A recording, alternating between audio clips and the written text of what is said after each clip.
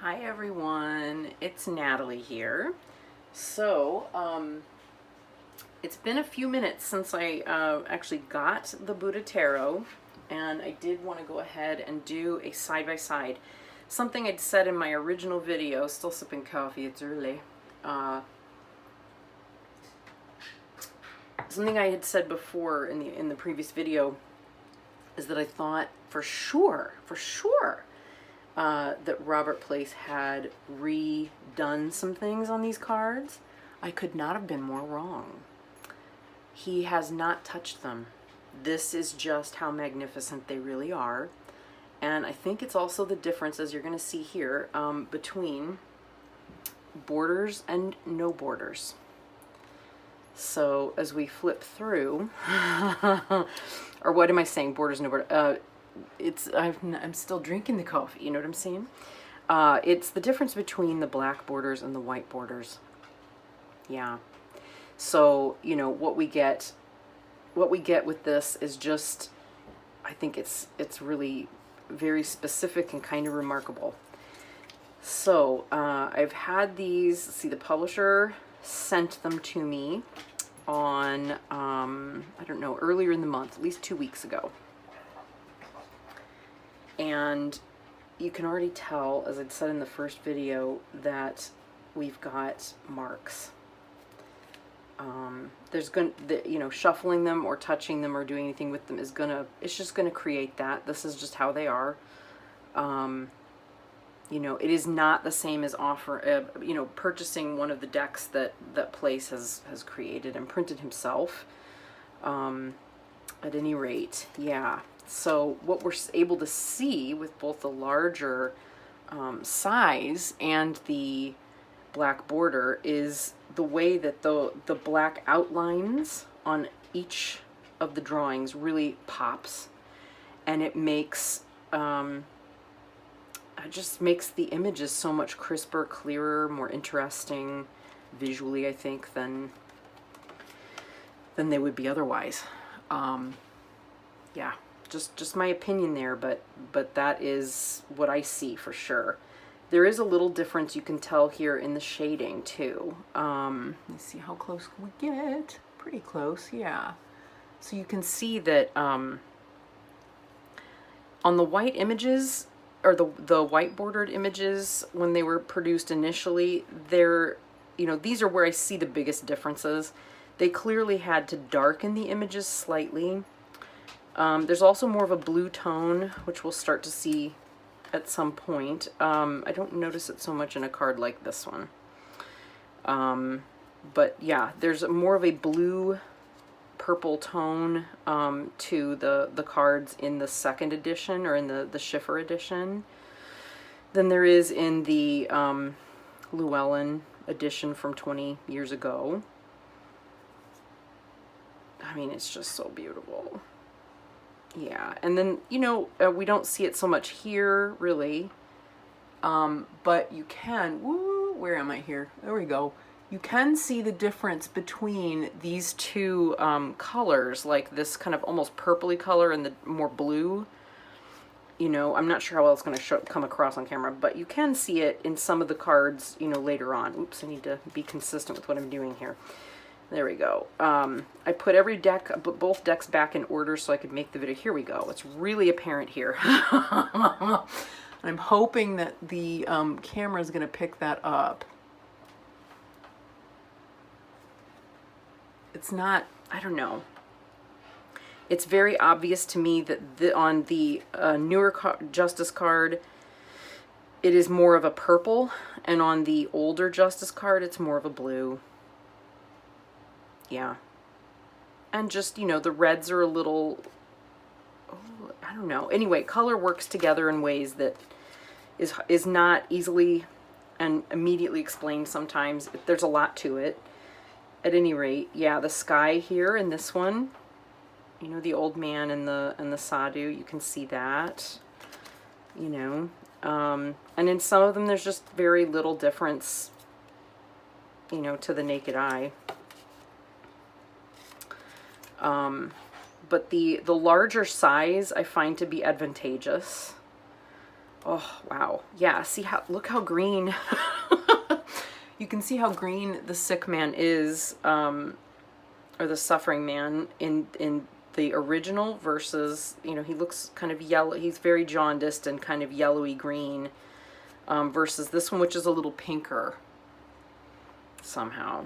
Yeah, and they're both, you know, this one's darker, but it works with the white background, with the white borders rather. With the darker borders, you know, changing the color and altering it slightly was an excellent idea. Again, with the death card and the corpse, we see that this is more of a purple card. This one's bluer. So there's less of a red. Yeah, so, I mean, that's really what we're looking at. Now, I'm just going to kind of walk through these and then show you kind of the, I mean, for nerds, this is exciting. For those who are not nerds, this is like, oh, Nat, come on. You know, pole vaulting over mouse turds here, right? But this is the kind of stuff that a lot of us really enjoy doing. We like to see those subtleties. A lot of people do it. I figured a lot of people do this with Tarot de Marseille decks. I thought, well, sorry about that. I just had to adjust the earbuds there. I thought, well, if everybody does this with TDMs, I can do it with this one. They do it with RWS versions, and I've seen it done with Thoth, you know. When you're a tarot nerd, you're a tarot nerd. It's very little difference with this one. Very, very little. At any rate, there's a big difference when we get to the minors that I'm gonna point out here, which I find interesting. Ooh, and I like this little detail. So in this card, you really see the difference. This has got way more red. This has way more cyan or blue. You know, magenta scale is dialed up on the black ones versus the, you know, versus the white ones. Yeah, very little difference to note here with White Tara. Yeah, and very little difference in Pari Nirvana, interestingly. Now, this is where I really start to see the differences. And this is one thing, I mean, I have to say, I'm glad I have both versions of the deck. I'm really, really glad, because they each offer completely different things, which can be helpful or useful depending on what you're doing and what you're, you know, what you nerd on, right? Because we're all nerding on different things. And personally speaking, well, I can tell you all the differences. I'll get into that. The big thing I notice that is really quite important to me personally, and I can live without it, frankly. I can live without it. So it's not going to destroy, you know, my relationship to the newer version at all. This is the Vajra suit or family. So we have an outline that appears that is blue. And then as we get to the Ratna family, which is a yellow, and the Ace of Jewels and the jewel suit, we have the yellow. So we know exactly where we are. And we get to the Lotus family and the suit of lotuses, and we have red, which is its color family. And same here with the double Vajra suit. It would be the Karma family for me. And in the deck, it's the Visva. How did I lose it? Buddha, it's the Visva. I think he just calls it the Visva family. Is green. Right, so compare that then here with what's happening? Sorry, camera issues there for a minute, camera issues. So as you can see, going through this one, you know, you do have the titles, so there's the benefit of being able to see the titles as you kind of move through the deck this way. And this way you can just get to the images, but you can see like the immediacy of knowing like which suit you're dealing with, or which family you're in is now gone. And I did not realize until seeing this, the degree to which that had become a thing. Now you're saying to me, I know you are, Natalie, what about the majors? Is there anything to do with the majors? No, you're probably not saying that. There is. So the majors occupy, the Buddha family. Okay, so there are 5 families, 5 color families in the rainbow light. That's literally what it is called and referred to as. You have the Buddha family, which is in the middle, in the center, and then moving directly eastward, you know, you've got, they move around in a circle in this order. Okay, so the suits are arranged in the order of the families as you move around the mandala, from the center outward and around. So yeah, that part of it is something that I definitely miss. That said, I don't miss it so much that it's a problem. You know, I will continue to use both versions of the deck. I love them deeply. I'm so grateful to have both versions and both copies, especially, you know, especially given the book, folks. I gotta be honest, you know, having this sucker available and able to be read, and despite my tendency to write all over books, I have not been doing that with this one. I will probably begin to annotate it and use various things, but yeah, I don't know. It just feels so, like a sacred text, and when I work with sacred texts, I don't do as much of that. You know, I have started not just digging into the cards, but all of it, you know, his information about Neoplatonism and Hermeticism and so on. It's unbelievable. It's so tightly condensed, so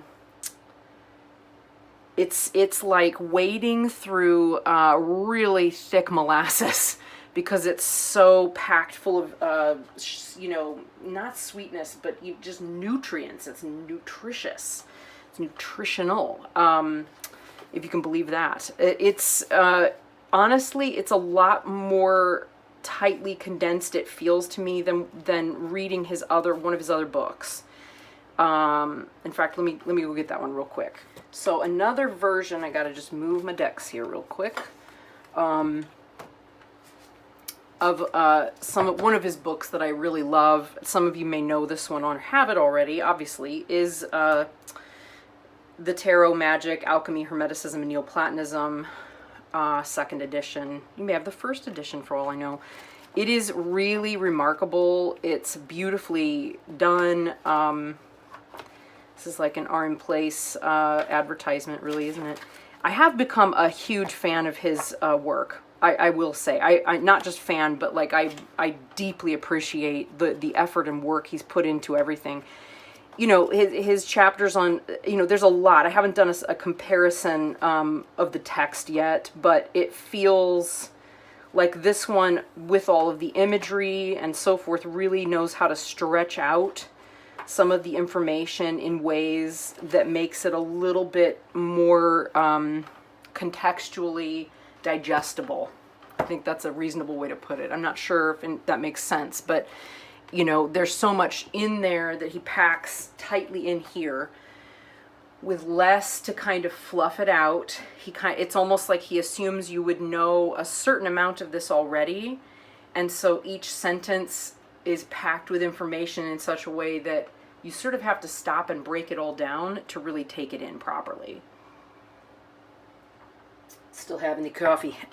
So that's the biggest difference for me there. This one has been carried back and forth to work several days in a row and so on, so that I can really just dig in. But it's exquisite. It's just exquisite. He does, you know, the level of research and care that he puts into the information he provides is just unbelievable. It really is. Now, back to the deck. So these, you know, I've been finding lots of these kinds of little marks all over the back sides of the cards. You know, 2 weeks of very light, very, very gentle use. you know, they really, I know that I used to riffle shuffle my Marielle. In fact, let's pull her out because I'm going to do a Disheveled Decks VR here shortly, and I'm going to want my original copy anyway. What I'm finding, you know, with the card size, and I haven't done a comparison yet, is that while I could shuffle comfortably with my Marielle without the borders off of it, you know, my original first edition, oops, sorry. Ah! Just so not used to working with a tripod yet. You know, this one, I still do, you know, riffle shuffle it. So, you know, I still don't mind pulling it out, giving it a good ba-da-ba-da-ba-da, and shuffling it, right, clearly. It is not an issue. This one is different. So let's look at what those differences are in terms of size. So first thing, let's get our first edition is perfect in every way, in so many ways. And yet, obviously, it could still be improved upon. I mean, there's a way, you know, is there a perfect deck? I don't know. I'm not sure there is. I think there's as close as we can get, and then there's preferences we all have, right?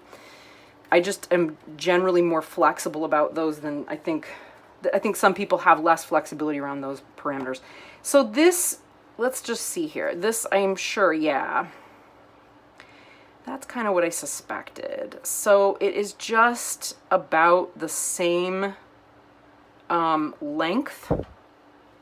Sorry, that was a little bit out of shot there. But yeah, it's just about the same length. I thought maybe there might be the tiniest millimeter or two of difference. There really isn't. And see here, Amoga City's already getting scrappy. And that's just guys with such minimal use. So, you know, that's really for Red Feather to have that feedback about the cardstock. And they're thicker, or wider, sorry. They're wider. The cardstock is wider. So, you know, we've got this wider cardstock, and it's also taller. So let's see, we can see this. Boop, like that. Oops, we got a lot of sun coming through here. And here, right? So you can see that this deck is a little thicker. You know, the cardstock is thicker. So trying to shuffle it between the added width and thickness is challenging. I have not, oh gosh, okay. Yeah, because getting your hands all the way around it is not an easily done thing. So when I attempt, I mean, I think I tried and I was able to do one riffle shuffle. And again, because the cardstock is fragile, I just haven't been. If I really feel a need to riffle them, and I know a lot of people find this to be just a gross misuse of cards, I don't. I just try to do it carefully. You know, I have just kind of done this and dropped them in together widthwise, which is very minimally damaging, even less so, I think, than overhand. But it doesn't do as good of a job either.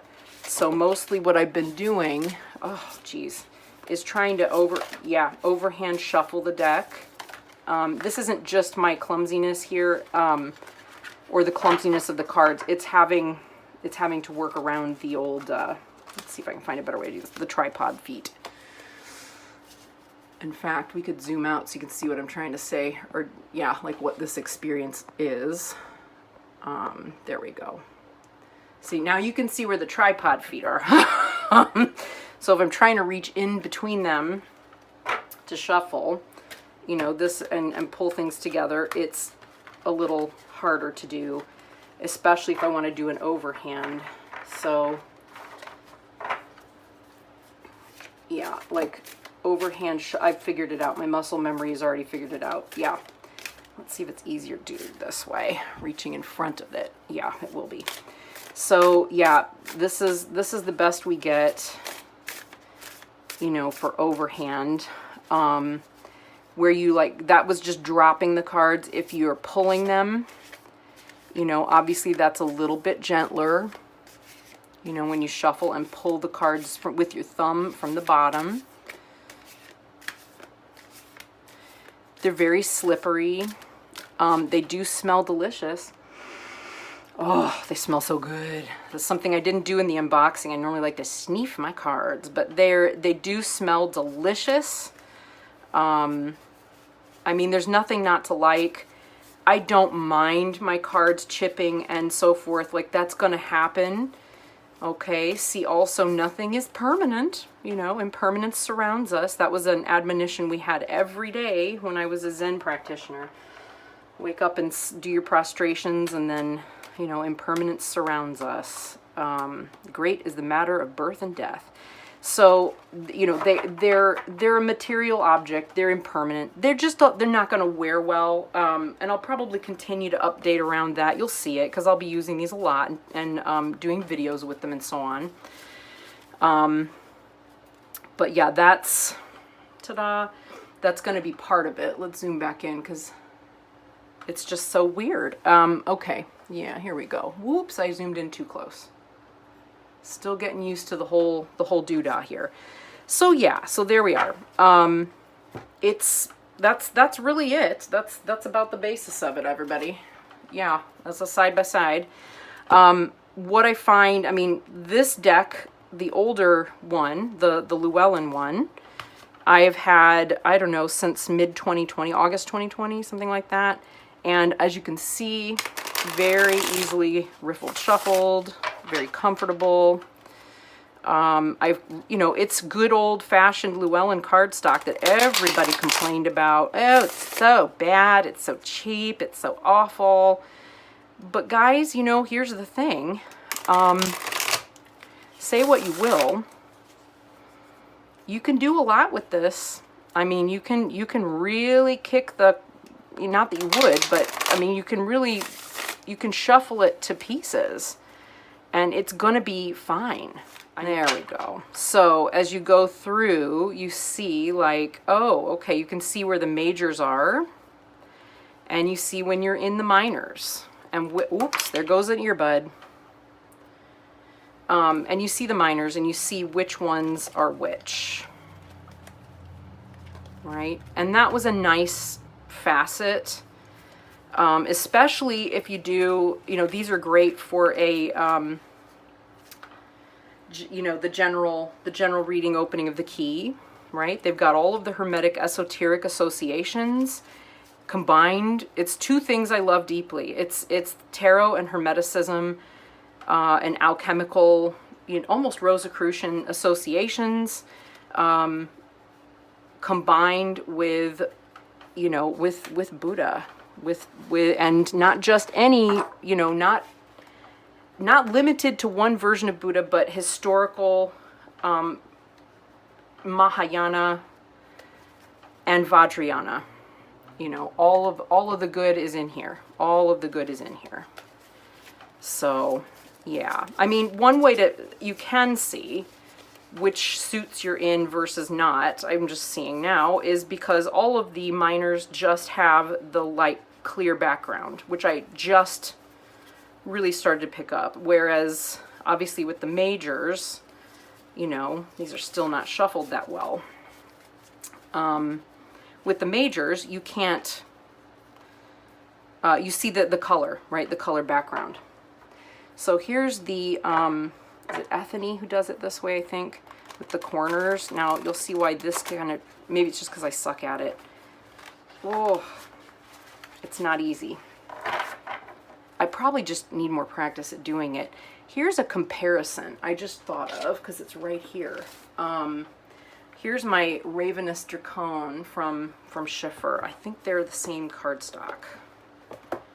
Or similar. Yeah, yeah. But again, here. Yeah, I mean, are they the same width? I think they're the same width. Am I in shot? Here we go. I think they're the same width. Yeah, they are the same width. But as you can see, the Ravenous Dracone is easier to shuffle. It's shorter. So it's just those little differences that kind of make the difference. Something about the treatment, and they're about the same cardstock. I think they are. Yeah, they're the same cardstock. I don't know. It's the treatment to the. It's the treatment. Something's different. because I don't notice that my Ravenistor cone is, yeah, it's not doing that thing. It's not chipping. Nope. It's not chipping front, and it's not chipping on the back. That said, I do not use it nearly as heavily as I do the Buddha Tarot, or it won't be used as heavily, but the Buddha Tarot was already starting to do that right out of the box. So, you know, this is also for the publisher just as much as it is, you know, for you guys, right? Just as noticing cardstock and things. So as we make these demands from publishers and say, oh, it has to do this, it has to do that. You know, we all complained so much about this cardstock, right, from the Marielle, and said, oh, it's just so unmanageable. It's terrible. It's the worst. Too glossy. You know, the gold edging starts to flake off or chip off or wear down, which it actually didn't do too badly on this one, given how much I use it. It could be so much worse. I mean, it really could. You know, blah, blah, blah, blah, blah. And then everybody, we all did it. We all cut the borders off the cards and said, we have to get a better cardstock. This has been a great cardstock, honestly. I actually didn't really bitch about it myself, to be truthful. I just thought, well, yeah, I could see how maybe a different cardstock would be better. Maybe something more matte and less shiny, right? So they came to us and they said, okay, so we'll do another version of the Marielle that's matte, right? And so they brought us this one. This was the original the first printing of the second edition before they went, this is a disaster, and sent it all back and redid it.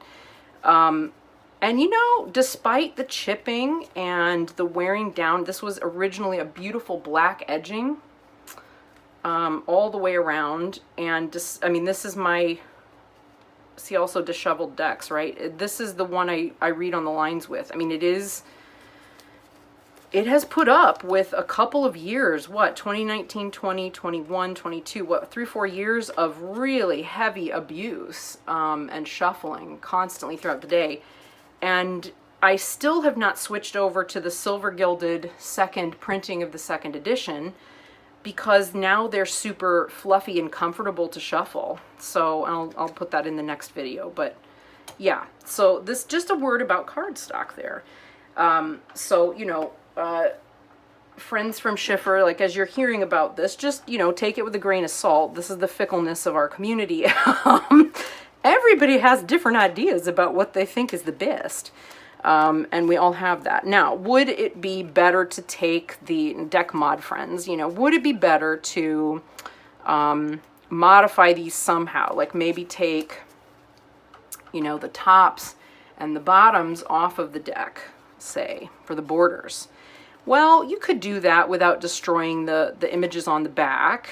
And, you know, I mean, you could take all of it off all the way around and then reback.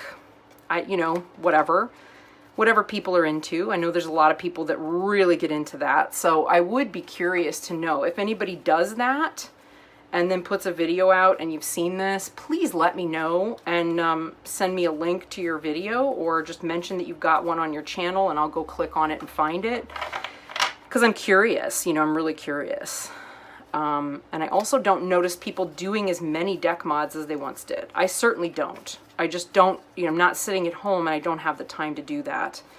So I won't be doing that with these. I actually do like the borders. I do like the way that the black borders pops, as I said, with the outlines in the deck. So yeah.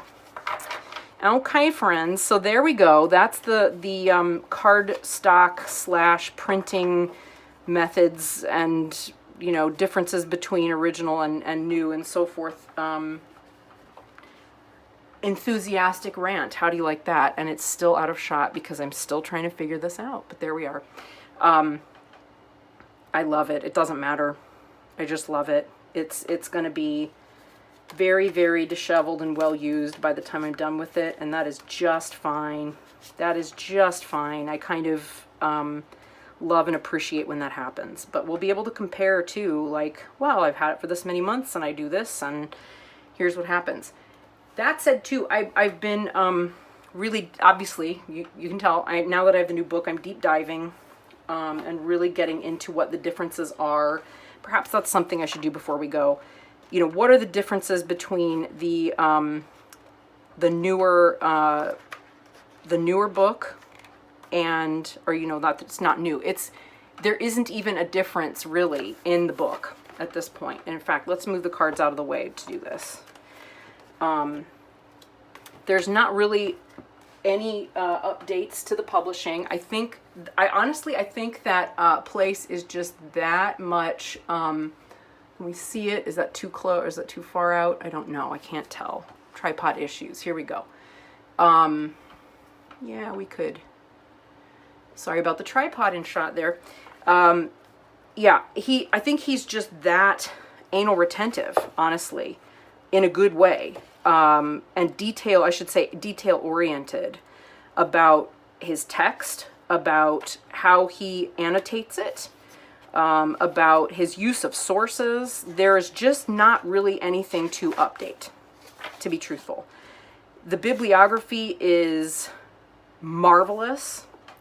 If a tarot expert is able to teach, and I mean this sincerely from the bottom of my heart, to teach a devout religious Buddhist who has even gone to seminary not once but twice.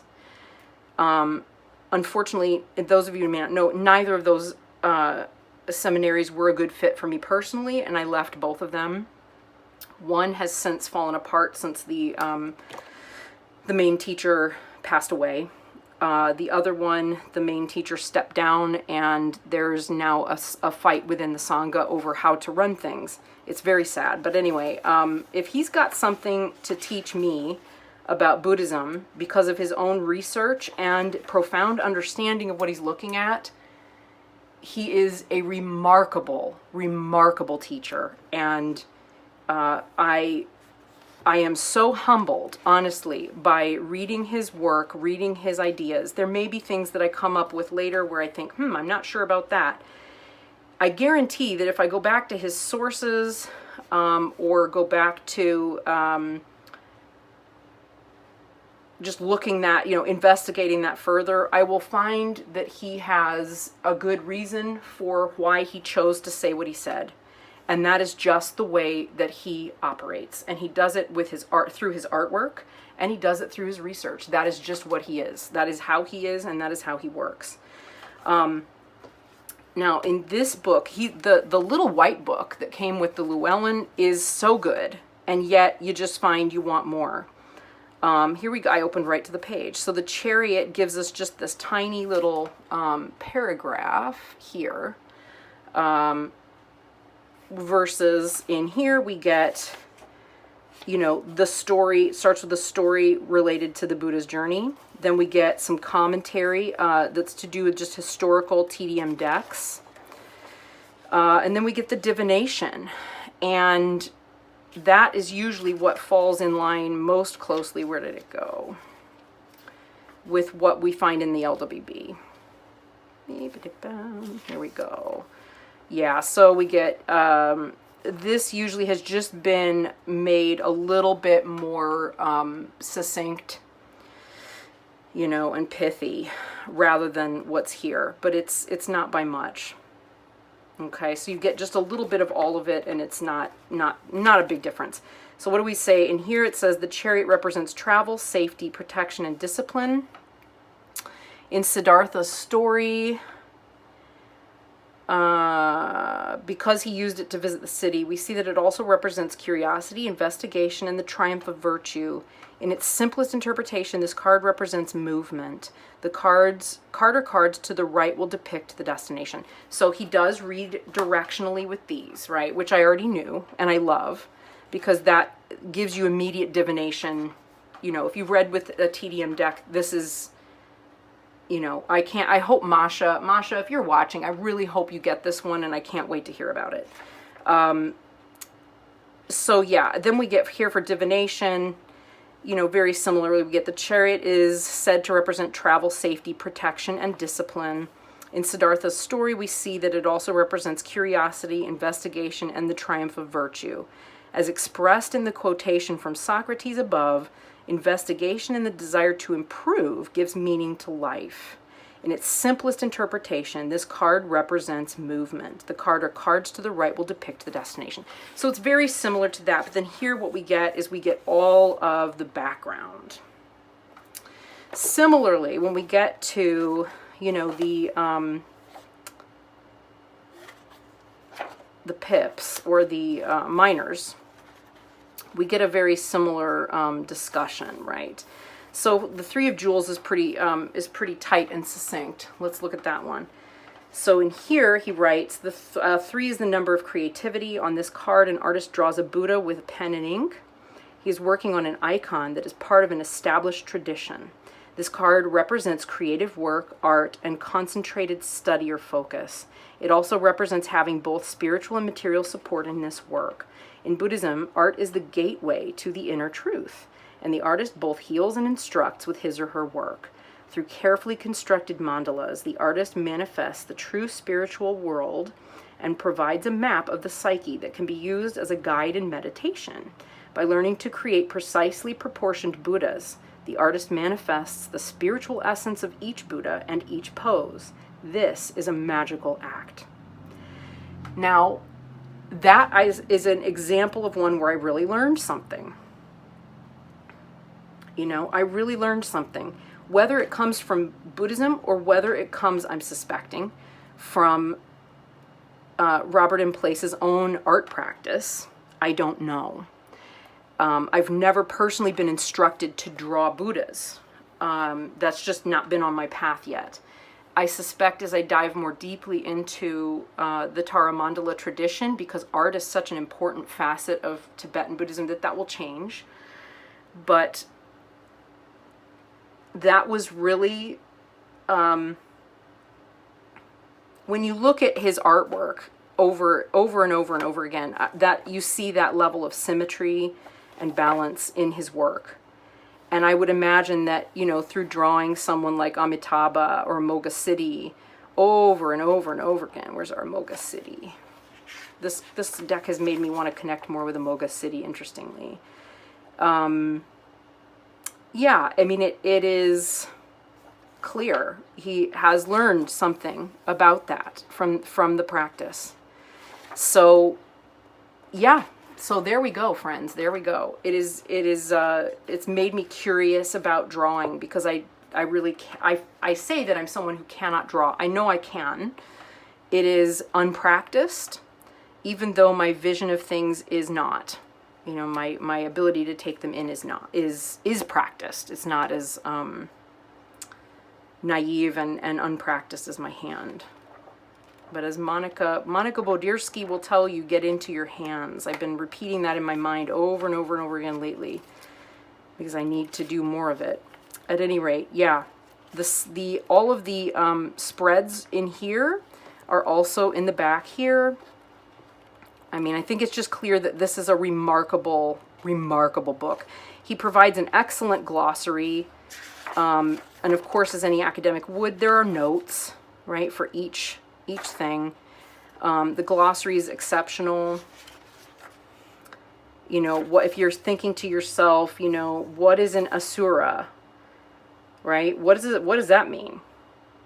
You know, or what is an ascetic? Well, you've got a nice little definition here, folks. You're not going to be left out in the cold. If he needs you to know it, and you need to know it to read, he's going to make sure you've got it, and then he's going to tell you if you need to read more stuff, or you want to know who I've been contemplating and reading, here they are. And he's picked all the good people. Just suffice it to say. So yeah, so there we go, folks. There we go. That's a more complete review and sort of more user experience of the deck and its impact and all of those sorts of things, and you know, a comparison with the prior. Yeah, there we go. Okay, so more content about the Buddha Tarot is on its way. It's just a matter of taking the time to get it filmed. Hopefully there'll be some more time for that soon, and you know, I will see you soon. Until next time. Bye, friends. Bye.